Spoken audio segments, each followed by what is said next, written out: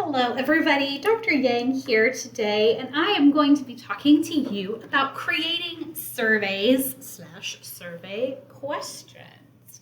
This is probably something that you've never spent a whole lot of time thinking about. And I didn't either until I took a series of stats classes in my doctoral program related to psychometrics, which is just the big fancy research word describing the design, evaluation, and intentionality of survey development and design. And it wasn't until I took this class that I realized exactly how much goes into good survey development. So first things first, thinking about your assignment and the things that you will be asked to do in the course, you need to be reflective of, do you even need to create a survey? You might not. There might be agency forms that are already capturing this data. So you think about, does your agency have an exit survey? Do they have client evaluation protocols? Are they administering the Beck Depression Inventory? Or are they administering a substance use measure? Are they doing anything that would give you reason to believe that there's already an existing measure in place? Now, for this course, you do have to design a survey. But if you were doing a real program evaluation, you may not need to design one because you might be able to borrow. So for this course, if your agency already has one, you can borrow, but you're going to want to update a little bit, kind of best practices. You can give it to your agency if you want to. When you're done, you don't have to. But for the sake of an assignment, don't just copy and paste. I do want you to tweak a little bit and try and improve. There might be existing measures that are out there, right? So I mentioned one earlier, which is the Beck Depression Inventory.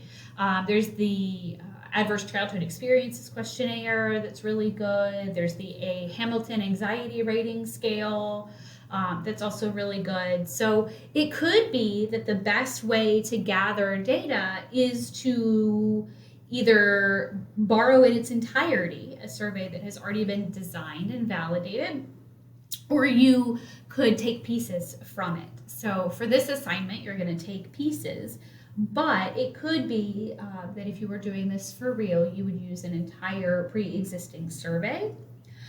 You also want to be cognizant of that you want to triangulate whenever possible. Remember, this is one of the things that separates program evaluation from scientific method. Is we have a high focus on triangulation of our results. So could we get something through observations, review of client files, secondary data, other sources of information beyond just surveys? So you got to do that. Then you got to go back to your logic model. You've got to go back to your program evaluation question and really reflect on what is it that we are trying to measure. Are we trying to measure a change in behavior? Do we want people to stop using substances? Do we want them to be less depressed? Do we want them to participate in a housing program, right? So are we looking at a change in behavior or an attitude, right? Do we want them to feel more positively about things? Are we measuring their satisfaction with the program? Are we measuring their engagement with the program? Or we could be looking at alignment, right? You could ask clients or staff even to fill out a survey that says, please read the following mission statement. Do you feel as though this mission statement applies to the work that you do? You can ask questions like that designed to get at alignment between what the agency actually does and their mission and values. So you got to really think about, what is it that we are trying to measure? You want to get this as narrow and as specific as you possibly can. Because that's going to make it easier to figure out how to measure it. Then you're also going to have to reflect on what level of measurement are you capturing. So remember, flashback to Research 1 when we talked about the nominal, ordinal ratio, and interval levels of measurement. These are going to have different questions, and these are going to have different response types. And so this is going to have a pretty intimate relationship with what are we trying to measure. Okay, so if we are trying to measure yes, no, then we need to be looking at a nominal level of measurement. But if we're going to ask sort of Likert-style questions, we've moved up into ordinal or possibly ratio category, depending on how you think about it. Actually, highly debated point among statisticians, but anywho, we digress. So you want to kind of think through your survey on this level before you even think about the first question that you want to ask. So when you're starting from scratch to design a survey, there's a lot you have to think through. And first, before we write any questions, you want to think through the practical considerations, because this is going to change how many questions you ask, how in depth they are, that kind of thing. So you got to think through, like, when are you going to give people this survey or this questionnaire or interview, focus group, whatever it may be? Where are you going to give it to them? Right? Are you going to give to them in person? Is it electronic? All of that stuff. How? Are we sitting down and bringing a bunch of people into a room and asking them? Is it paper? Is it pencils? Is it electronic? Is it an interview or reading questions to a participant and asking them to respond? So envision how this would play out if you were doing it for real. Narrow down as many of the details that you can, and then think about, okay, well, so how long do I want people to spend doing this survey? Now, how long people spend doing this survey, sometimes is a question of time, and sometimes it's a function of how many questions are there. Generally speaking, anytime you get over about 5 minutes of time, you are going to begin to lose engagement. So if you can ask 20 questions in 5 minutes, then you're probably okay. But if you only have 2 questions in 20 minutes, those questions are probably way too in-depth and folks still aren't going to engage. So you really want to find that sweet spot between what is the optimum amount of time for the people I'm asking, and how many questions do I actually need to get the information necessary to complete the evaluation. And so you want to think through that. You want to kind of put yourself in the client's shoes. You got to think about, okay, if I was just leaving therapy and I'd been talking to my therapist for an hour and I'm emotionally drained and someone comes up to me and says, hey, fill out this survey, it'll only take you 30 minutes of your time, you're likely not to do it. So think through all of those things. Imagine as if you were doing it for real and sort of use that as the foundation for how you develop your own survey. You also want to consider the reading level or the educational level of the folks that you are speaking to. When we talk about population level surveys, generally we are shooting for about a 6th grade reading level. Certainly if your population has English as not their first language or struggles with reading or any sort of other communicative barriers, you would want to ballpark that a lot lower. But we don't want to go so low as to insult, but we don't want to go so high that we are losing people. So that middle school reading level is a really nice benchmark for surveys affecting the general population. We also want to think about engagement. How are we telling people about the survey? How are we getting their buy-in to participate? Are we talking to them in person? Are we saying, hey, I'd really like for you to take this survey? Is it a warm handoff? Are we saying, hey, if you have a few minutes, I'd like you to take this survey. Okay, here it is. Please fill it out. Is it you go to the doctor's office and then 2 weeks later you get a survey mailed to you that says, please fill this out about your recent medical experience? Are we sending them emails or text messages asking them to participate?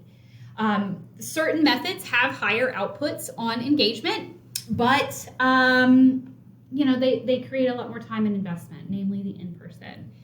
And then we also want to think about how many time points. Are we doing a post-test only, pre-test only, pre-test, post-test? Are we looking at a time series design? How many times are we going to survey and engage with our participants? Then you get to think about your questions. Simpler is always going to be better. The fewest number of questions in the simplest wording is probably going to get you the most accurate data. Likert-style questions, or Likert, depending on where you were trained, another highly debated point among statisticians, are very common. Some things that you will have to decide is the number of responses. Sometimes you can have as few as 3, yes, no, maybe, or you can have 7. You have to make a decision about whether you want a neutral option in the middle. Some people don't. Some people want to force a choice into mostly positive or mostly negative or mostly good or mostly bad. Use open response or text input sparingly. If it is not essential, consider putting the word optional because people are not going to respond. You want to phrase questions so that participants can take ownership. You want to give them the power to own their feelings and perceptions. So an example I have for you here is that I believe your agency does a good job of helping clients, right? So it lets them stay in their own worldview, stay in their own sense of knowledge and understanding while still reflecting on the agency. So this kind of comes into where you would have a Likert style option of like strongly disagree, disagree, neither agree nor disagree, agree, or strongly agree. And then lastly, would you want to take it? If someone walked up to you and handed you the survey that you just created, would you do it? If not, you need to keep tweaking it. That's really the ultimate test. Or ask somebody that you love or who loves you to see if they would take it and what feedback they have. So those are just some basics. Like I said, you could spend many hours doing coursework related to this. This is just enough to get you started and make you armed and dangerous. But I wanted to talk to you about the requirements for your paper and how your expectations map onto what I just shared you. So in your paper, there are 3 items that pertain to survey development that you're going to be asked to speak about. So first is describe your data collection strategy. Then you have to design a survey and you have to talk about pilot instrumentation. So for describing your data collection strategy, I want you to think back to the questions that you came up for yourself on this slide, the practical considerations, and walk me through all of this in a narrative, right? So I would interview clients at this point, at this day, at this time, using this method, kind of walk me through it, okay? Then you are going to design a survey. This should be designed to either be paper or pencil or a very simple electronic survey. None of this like mass emailing or super complex surveys or anything like that. Simple electronic survey. But for the purposes of this class, you're going to present it as a paper pencil. So you're going to like type it in a Word doc and attach to your part 2 as an appendix. Really be reflective of what you want to measure. Talk about that in your pilot instrumentation section, but really think about, is this ordinal, is it nominal, are we looking at attitudes, behaviors, knowledge, beliefs, like what are we trying to capture here? And so design a brief survey with about 5 to 10 questions, okay? If you want to borrow from agency materials, if you want to borrow from something like the Beck Depression Inventory, you can, but you have to make it your own, okay? We can't just copy paste. And then that's going to be as an appendix. So describe your data collection strategy is a narrative in the paper. Design a survey is an activity that you will attach your final product, that final survey, as an appendix on your paper. Then the pilot instrument section or pilot instrumentation is another part of your paper. And this is a narrative where you write up what it was like to create your survey and to pilot the instrument. So you're going to tell me we thought through, this is what we're hoping to measure, this is the level of measurement, this is how we are going about it, this is why we made the decisions we're making, and then you're going to talk to me about piloting it. And so piloting it means you're going to ask somebody to take it. Could be anybody. Could be a roommate, could be a group member who wasn't particularly involved in survey development, maybe because they were writing the data collection strategy. You could reach out to another classmate and be like, hey, I'll trade you surveys. And then you want to get feedback from that person or persons and put that in there. You can say we developed this instrument, but after feedback from participants, we realized that question 6 wasn't really all that great. So we scrapped it and started over. So this is what is going to go into your paper. Okay, so describe your data collection in the paper. Pilot instrumentation in the paper. Design a survey activity where you create a document and attach it to your paper as an appendix at the end. So hopefully this gives you an idea of all that goes into creating a good survey. Certainly, if you have any more questions, I am just an email away. Thanks for your time, everybody. Bye-bye.